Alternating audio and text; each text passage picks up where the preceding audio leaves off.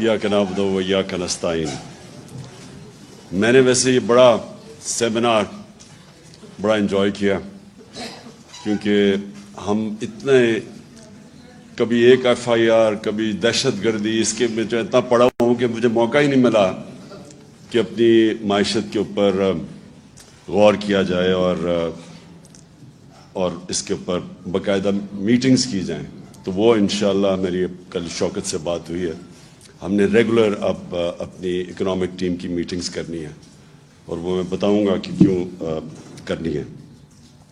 लेकिन देखिए, एक चीज़ तो अब वाज़े हो गई कि जो भी आगे गवर्नमेंट आएगी उसके लिए वो चैलेंजेस अब उनको सामना करना पड़ेगा कि हम समझते थे जब 2018 में हम आए तो बहुत चैलेंजेस थे। मैं तो पहली दफ़ा गवर्नमेंट में था और हमारी टीम भी नहीं थी, और ऊपर से एक तो माशी क्राइसिस था। करंट अकाउंट डेफिसिट का मतलब ये है कि सारा वक्त रुपए पे प्रेशर पड़ा हुआ था, और एक ये हर रोज़ देखते थे कि अब रुपए को स्टेबल कैसे करना है। रिजर्व्स हमारे पास थे नहीं, बाहर मुल्कों ने, ये बिल्कुल असद ने बात ठीक की कि जो हमारे दोस्त मुल्क थे उन्होंने हमें बड़े मुश्किल वक्त पे उन्होंने हमारी मदद की, जिससे थोड़ी स्टेबिलिटी आई। लेकिन बड़ा एक हर रोज़ सुबह प्रेशर होता था कि अब मार्केट क्या कहती है कि रुपए और अगर नीचे ना गिर जाए तो क्या करेंगे। लेकिन उसके अलावा एक पहले दिन से जो ऑपोजिशन थी वो पहले दिन से गवर्नमेंट गिराने के ऊपर तुली हुई थी।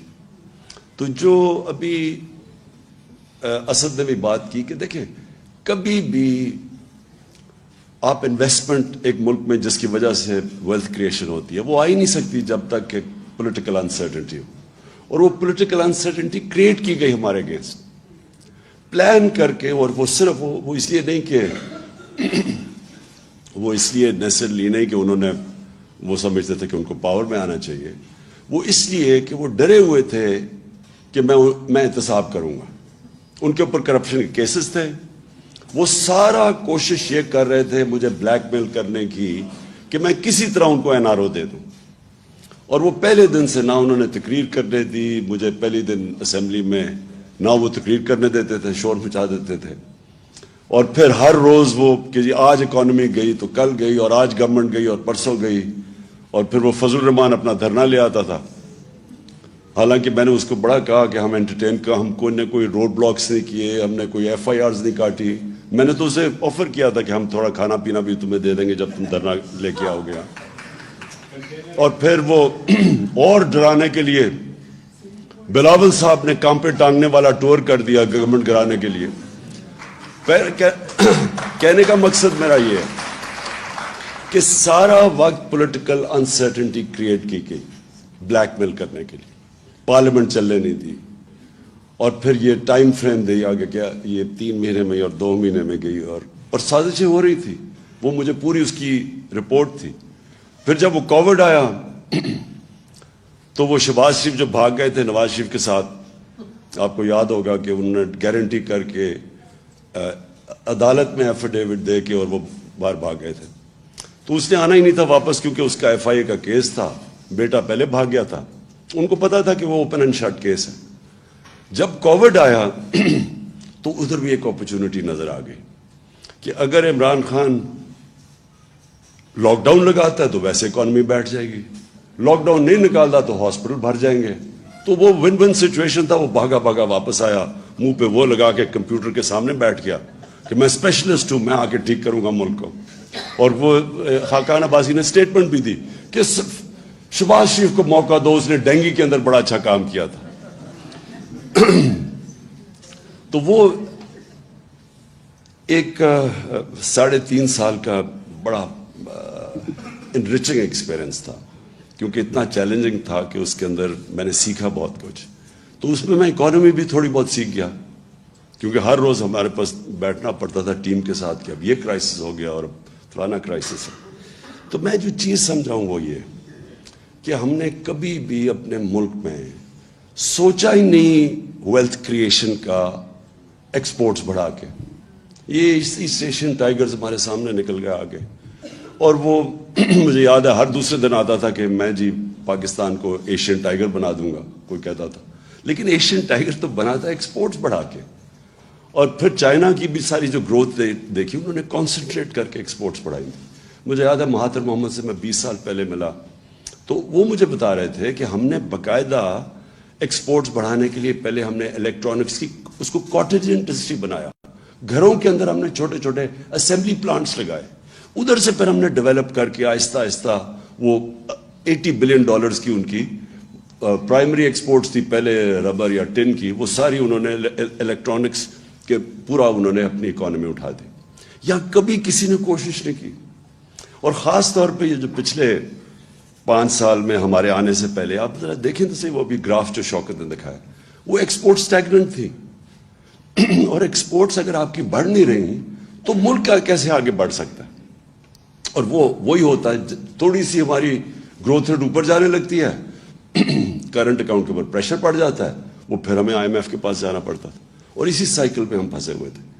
تو ہم نے آتے ساتھ ہی پھر جب کوشش کی ایکسپورٹس کے اوپر اور بڑا زور لگایا ایکسپورٹس کے اوپر, اور پہلی دفعہ ایکسپورٹرز کو بلایا, کانسنٹریٹ کیا کہ ہم کیسے ان کی مدد کر سکتے ہیں. باہر بھی گیا میں, جتنے بھی دورے تھے تو میری پوری کوشش ہوتی تھی ہم اپنے ایکسپورٹرز کو ساتھ لے کے جائیں تاکہ ان کی کسی طرح ان کی مدد کریں, کیونکہ اس کے بغیر تو کچھ نہیں ہونا تھا. دوسرا ہمارا اثاثہ اوورسیز پاکستانی ہے, کیونکہ میرا انٹریکشن ان سے بہت زیادہ ہے اور مجھے انہوں نے سپورٹ, جس کو کہتے ہیں فورن فنڈنگ,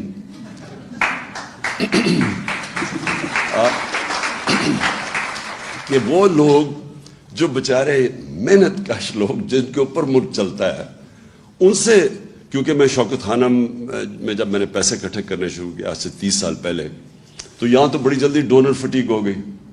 تو میں پھر جدھر پاکستانی تھے دنیا میں, تب سے میرا ان سے ریلیشن شپ ایکچولی میرے پہلے بھی تھی کرکٹ کی وجہ سے, کیونکہ ہم جب کرکٹ باہر کھیلتے تھے تو اوورسیز پاکستانی آ کے سپورٹ کرتے تھے.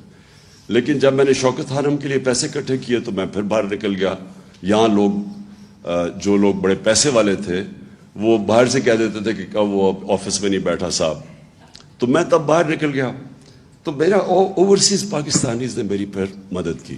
یہ شوکت خانم جو بنا, یہ سب سے زیادہ کنٹریبیوشن اوورسیز پاکستانیز کی تھی, جس کو ہم فورن فنڈنگ آج کل کہتے ہیں. اس کے بعد جب میں نے نمل یونیورسٹی میں ان سے پیسے اکٹھے کیے, پھر جب آہستہ آہستہ جب ہماری پارٹی اٹھنے لگی تو سب سے پہلے سپورٹ اوورسیز پاکستانیز نے کی, اور ادھر سے پھر ہم نے پیسہ اکٹھا کیا, جس کا یہ الیکشن کمیشن کے اندر اتنا بڑا ڈرامہ چلا ہوا ہے کہ میں ابھی تک حیران ہوں. انہوں نے رات تو فورن فنڈنگ دیکھ ہی لی ہوگی, جو 5-5.5 ارب روپیہ آ گیا 3 گھنٹے کے اندر.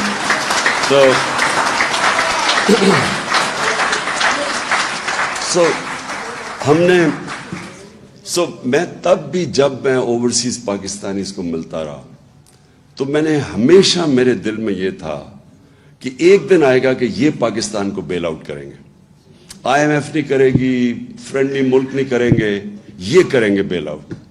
کیونکہ ان کے پاس جو پیسہ اس وقت جو ڈالرز پڑے ہیں, اگر ہم صحیح معنی میں اس کو ہم ٹیپ کر لیں, اور ہم نے کیا, ریمیٹنسز میں ہم نے بڑا زور لگایا اور ریکارڈ ریمیٹنسز آئی, اور ایکچولی اس کی وجہ سے ہم بچے رہے, کیونکہ انہوں نے 31 یا 32 ارب ڈالر بھیجا باہر سے, کبھی اتنا پیسہ نہیں آیا تھا. اور یہ بھی تھوڑی سی ایفرٹ کی تھی ہمیں, کیونکہ ہم اتنے اور پرابلمز میں پھنسے ہوئے تھے.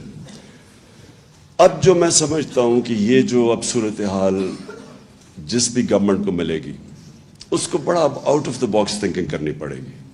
یعنی اس کو پاکستان کو ایسے چلانا پڑے گا جو اب تک ہم نے پاکستان کو نہیں چلایا. ہمیں اب وہ سٹیپس لینے پڑیں گے جو اب تک ہم نے وہ سٹیپس نہیں لیے. ہمیں پہلے سے, اب جو میری شوکت سے کل بات ہوئی تھی, اب پہلے سے ہمیں وہ تیاری کر کے آنی پڑے گی جو ہم نے 2018 سے پہلے نہیں کی. وہ کر بھی نہیں سکتے تھے, کیونکہ ہمیں پہلی پریزنٹیشن تو ملی جب میں پرائم منسٹر آفس میں تھا, تو مجھے تو پہلی دفعہ پتہ چلنا شروع ہوا کہ وابڈا میں کتنا حالات ہے, تو پینشنز اب کدھر تک پہنچ گئی ہیں. مجھے تو آئیڈیا ہی نہیں تھا ان چیزوں کا. میں وہ دیکھ رہا تھا کہ جب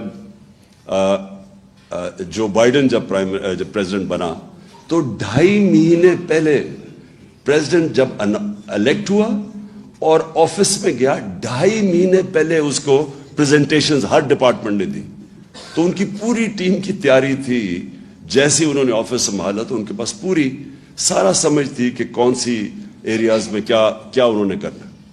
تو میں تو جب پہلی دفعہ آفس میں آیا تو پہلی دفعہ مجھے پریزنٹیشن ملی کہ یہ کرنٹ اکاؤنٹ ڈیفیسٹ کتنا ہے, تو فلانا یہ ہے. تو اب ہم نے فیصلہ کیا کہ ہم اب پوری اپنی اکنامک ٹیم بنائیں گے, اور وہ صرف یہی نہیں کہ اسیس کرے گی, لیکن اب وہ out of the box thinking کیا ہے. اور میں یہ کیوں کہتا ہوں کہ دیکھیں یہ تو کوئی اکنامکس نہیں ہے نا کہ آپ قیمتیں بڑھاتے رہیں اور پیسے اکٹھے کرتے رہیں. یہ تو کوئی اس میں کوئی جینیس نہیں چاہیے. وہ تو MQM بڑا اچھا پیسہ اکٹھا کر لیتی تھی بھٹا لے کے, وہ تو لوگوں کو پیسے بڑھا دیتے تھے نا. وہ جو دکاندار تھا وہ اپنی قیمت بڑھا دیتا تھا اسے جب پیسے لیتے تھے. تو یہ تو کوئی اکنامکس نہیں ہے. اکنامکس یہ ہے کہ ابھی ثاقب شیرانی نے بڑی اچھی بات کی کہ دیکھیں سب سے پہلے آپ فیصلہ کریں کہ آپ نے اپنے انسانوں کو پروٹیکٹ کرنا ہے. آپ کا جو سب سے ونریبل سیکشن آف پاپولیشن ہے اس کو آپ نے کیسے بچانا ہے. اور یہ دو پارٹیز یہ انہوں نے جو کیا 4 مہینے کے اندر, اس سے واضح ہو جانا چاہیے کہ ان کے ذہن میں کبھی بھی انسانیت ان کے ذہن میں نہیں آئی. ان کا صرف ذہن ہوتا ہے کہ پیسے کیسے بنانے اور کرسی پہ کیسے بیٹھنا اور اس کا فائدہ کیسے اٹھانا. اگر یہ کرتے تو آپ مجھے یہ بتائیں کہ یہ 90s میں ان کی پارٹنرشپ چوروں کی لگی ہے اکٹھی. 90s سے یہ باریاں لے رہے ہیں. پچھلے 62 سال میں 30 سال یہ دونوں خاندان پاور میں رہے ہیں. کب انہوں نے انسانیت کی فکر کی؟ یہ جب آئے ہمارے سامنے, دیکھتے دیکھتے پہلے ہندوستان ہمارے سے آگے نکلا, پھر اس کے بعد بنگلہ دیش آگے نکل گیا ہمارے سے.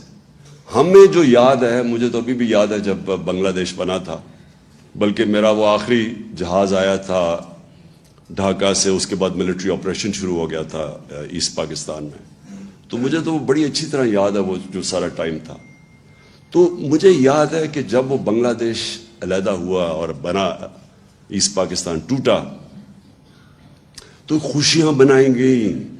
میں وہ ڈرائنگ رومز ابھی مجھے یاد ہے, لوگوں نے خوشیاں بنائیں کہ اتنا وہ سارا ہمارا پیسہ وہاں چلا جاتا ہے, وہاں سائیکلون آتا ہے تو ہمیں اس کو سبسیڈائز کرنا پڑتا ہے. میں نے یہ کانوں سے یہ باتیں سنی ہوئی ہیں کہ چلے شکر ہے بوجھ اترا. 90s میں وہ آگے نکل گیا ہمارے سے, بنگلہ دیش ہمارے سے آگے نکل گیا. تو یہ دو پارٹیز جب آئیں, ان کی دولت اوپر چلی گئی, ملک کے قرضے بھی بڑھ گئے, اور ملک کے اندر کبھی کوئی لانگ ٹرم پلاننگ نہیں ہوئی. آج چائنا کا سب سے بڑا سکسیس کیا ہے, وہ 15-20 سال کے پلانز بنائے ہوئے ہیں. یہاں اگر لانگ ٹرم پلاننگ ایک ہی چیز میں ریفلیکٹ کرتے تھے, انہوں نے کبھی ڈیمز نہیں بنائی. انہوں نے یہی نہیں سوچا بجلی بنانے کا کہ ہمیں فیول نہ امپورٹ کرنا, ایکسپورٹس بڑھ نہیں رہی, تو ہمیں تو پہلے سے ہی سوچنا چاہیے تھا کہ وہ ہم بجلی اس چیز پہ بنائیں جو ہمیں امپورٹڈ فیول پہ نہ ہو. کوئی لانگ کلائمیٹ چینج, اب آج دیکھیں کلائمیٹ چینج اتنی بڑی چیز ہے. میں نے جب 2013 میں ہم نے مل کے شروع کیا یہ بلین ٹری سونامی پختونخوا کے اندر, تو 2 سال تو یہ مذاق اڑاتے رہے ہمارا. اور مذاق اس لیے اڑا رہے تھے کہ ان کو کوئی کانسیپٹ ہی نہیں تھا کہ پاکستان کے اندر جو انگریز کے بنائے ہوئے تھے جنگل تھے وہی ختم ہو گئے. ہم بچپن میں جایا کرتا تھا اپنے بڑوں کے ساتھ شکار پہ, تو یہ بڑے بڑے جنگل تھے, چھانگا مانگا, کندیاں, میاں والی میں, یہ چیچا وطنی میں, بڑے جنگل تھے, وہ انگریز کے بنائے ہوئے. یہ چھوڑے کہ انہوں نے کچھ جنگل خود اگانے تھے وہ بھی ختم کر دیے. تو کوئی کانسیپٹ ہی کسی کو نہیں تھا کہ موسم گرم ہو رہا ہے. پاکستان 10 ملکوں میں سے ہے جو سب سے زیادہ ونربل ہے کلائمیٹ چینج پہ. کبھی کوئی کانسیپٹ نہیں تھا, کوئی لانگ ٹرم پلاننگ ہی نہیں تھی ان کی. اور پھر جب کووڈ آیا, میں ادھر سے شروع کریں, جب شہباز شریف آیا اور اس نے منہ پہ وہ لگا کے اور کمپیوٹر پہ بیٹھ گیا, انہوں نے کیا کہا, سب سے پہلے انہوں نے شور مچا دیا کہ عمران کو لاک ڈاؤن کرو پاکستان کا. ان کی سب کی سٹیٹمنٹس ہیں کہ عمران خان کے اوپر FIR کاٹ دو, یہ لاک ڈاؤن نہیں کر رہا. ان کی اسمبلی میں سٹیٹمنٹس ہیں. بلکہ انڈیا کی تعریفیں شروع کر دی, جو نریندر مودی نے وہاں کرفیو لگایا تھا اس کی تعریفیں کرنی شروع کر دیں کہ وہ دیکھو کتنا اچھا کام کر رہا ہے اور یہاں کو لاک ڈاؤن نہیں لگ رہا. کیونکہ انہوں نے کبھی غریب کا سوچا ہی نہیں ہے. میں بار بار ان سے پوچھوں کہ مجھے یہ بتاؤ کہ وہ دہاڑی دار کا کیا بنے گا. یہ اسد وہ NCOC میں تب یہ تھا, تو ہماری کیا آرگیومنٹس, کیا ہم ڈسکشن ہوتی تھی. پہلے تو آپ سوشل ڈسٹینس کی بات کر رہے ہیں, ہمارے یہاں کچی آبادیوں کے 10-10, 8-8 لوگ ایک کمرے میں ہیں, وہ کدھر سوشل ڈسٹینسنگ ہوگی. پھر وہ جو دیہڑی دار ہے, وہ اگر تنخواہ, اگر پیسے نہیں کماتا, چھاپڑی والا ہے, وہ کیسے اپنے بچوں کو پالے گا. میں کہتا رہا نہ لاک ڈاؤن لگاؤ, بلکہ پارشل لاک ڈاؤن لگاؤ. وہ سندھ میں وہ مراد علی شاہ نے وہاں لاک ڈاؤن لگا دیا, اور 2 ہفتے کے بعد کوئی گاڑی جاتی تھی غریب علاقوں میں, اٹیک ہو جاتا تھا اس کے اوپر, بھوکے لوگ تھے سارے. اس نے پھر ڈر کے پھر میرے کندھے پہ بندوق چلائی. اس نے کہا اچھا اب آپ کہہ رہے ہیں تو ہم لاک ڈاؤن ہٹا رہے ہیں, کیونکہ وہ ڈرا ہوا تھا کہ اگر وہ ہاسپٹل میں زیادہ لوگ آ گئے تو پھر میرے اوپر وہ بلیم کرے گا. لیکن میں صرف اسے ایک مینٹل ایٹیٹیوڈ آپ کی بتانا چاہتا ہوں کہ ان کے کبھی بھی ذہن میں عام آدمی نہیں تھا. انہوں نے سوچا ہی نہیں کہ عام آدمی کیسے گزارا کرے گا. دیہڑی دار ہے, یہ ہے, کتنے لوگ ہیں. ہمارا جو لیبر ہے وہ زیادہ تر تو انفارمل سیکٹر میں ہے, اس کی تو کوئی رجسٹریشن ہی نہیں ہے. تو آپ کیسے ان کی مدد کریں گے. اس لیے مجھے کہتے ہیں جی وہ دیکھو چائنا نے کیا کیا تھا. ووہان سٹی میں جب چائنا نے لاک ڈاؤن لگایا تھا, ایک گھر پہ کھانا پہنچایا تھا انہوں نے, تو ہمارے پاس تو تھا ہی نہیں. تو لہٰذا جب ہم اس ساری چیز سے نکلے, میرا ایمان اللہ میں ہے کہ وہ ہمیشہ جب ایک غریب کی آواز بھی سنتا ہے, اس کی دعا بھی سنتا ہے, اس کی تکلیف بھی سنتا ہے. وہ جب آپ اپنے لوگوں کو کرش کرتے ہیں, سوچتے ہی نہیں ہیں اب IMF یہ کہہ رہا ہے تو چلو یہ کر دو. انہوں نے آتے ساتھ ہی جتنے سٹیپس اٹھائے ہیں, ایک دفعہ مجھے بتائیں کہ ایک عام آدمی ان کی ذہن میں فیچر کیا کہ آج یہ ابھی جو فگرز بتائی ہیں ثاقب نے, جو کہ 45% اگر کنزیومر پرائس انڈیکس, میننگ کہ وہ کھانے پینے کی چیزیں جو عام آدمی کو افیکٹ کرتی ہیں, جو بجلی ہے جو عام آدمی کو افیکٹ, انہوں نے سوچا کہ اس کے اوپر کیا گزر رہی ہے. یہ صرف اور صرف سوچ رہے ہیں اپنی, صرف میں آپ کو آج بتاتا ہوں کیا سوچ رہے ہیں. انہوں نے NRO کیسے لینا ہے, اپنی کرپشن کیسز کیسے ختم کرنے ہیں. انہوں نے کیسے اب یہ عام, اب آپ مارکیٹ میں چلے جائیں, ان کے وزیر لگے ہوئے ہیں پیسے بنانے کے لیے, ان کو کوئی فکر نہیں ہے. ان کے ذہن میں بھی نہیں آ رہا کہ عام آدمی کے اوپر آج کیا گزرے گی جو انفلیشن ہے. سم اپ میں یہ کرتا ہوں, ہمارے جو اب چیلنجز ہیں, بڑے چیلنجز ہو گئے ہیں پاکستان کے لیے, جو اب ہمیں سوچنا ہوگا کہ ہم نے اب کیسے کیا سٹیپس لینے ہیں. انشاءاللہ اگر ہماری حکومت آتی ہے تو وہ ہمیں وہ سٹیپس لینے پڑیں گے جو آج تک پاکستان میں کسی نے نہیں لیے.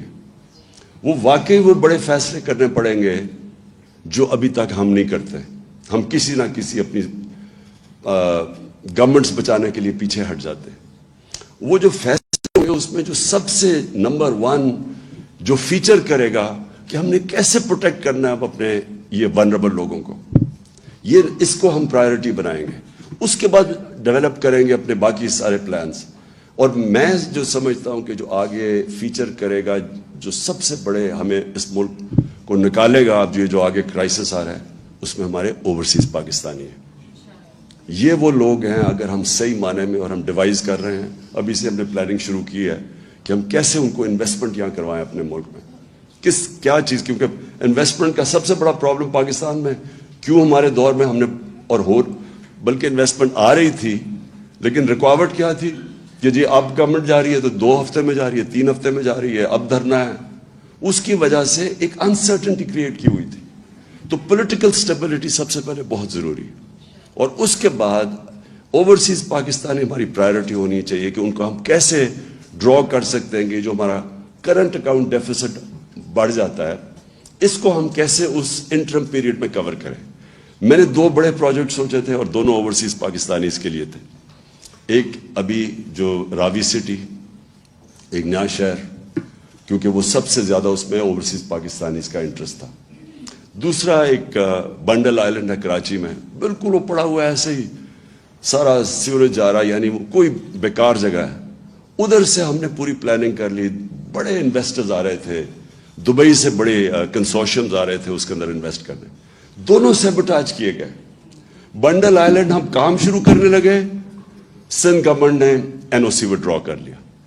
یہاں جو راوی سٹی تھی, اس میں ہمیں بڑے بڑے انویسٹرز آ رہے تھے, بلینز آف ڈالرز آ رہے تھے ہماری انویسٹمنٹ کے لیے. 11 महीने एक जज ने स्टे ऑर्डर दे दिया, रोक दिया प्रोजेक्ट उसने 11 महीने। और हमें पता है किधर से प्रेशर था, प्रेशर सारा ये हाउसिंग सोसाइटीज का था जो एक बहुत बड़ा माफिया बन गया।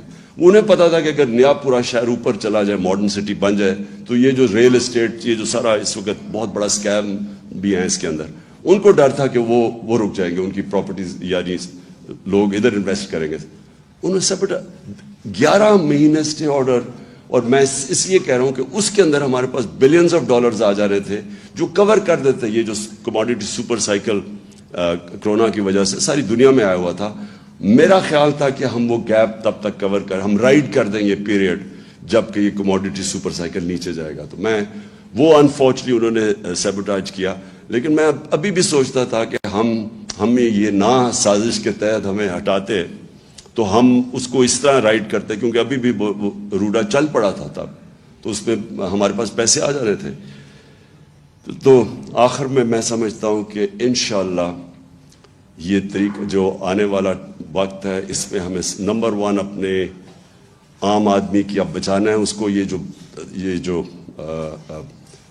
जो महंगाई आ रही है और उसके बाद ये जो इफेक्ट्स बदकिस्मती से आएंगे फ्लड्स की वजह से, तो हमने उसको प्रोटेक्ट कैसे करना है, उसके लिए भी out of the box thinking हमें करनी पड़ेगी।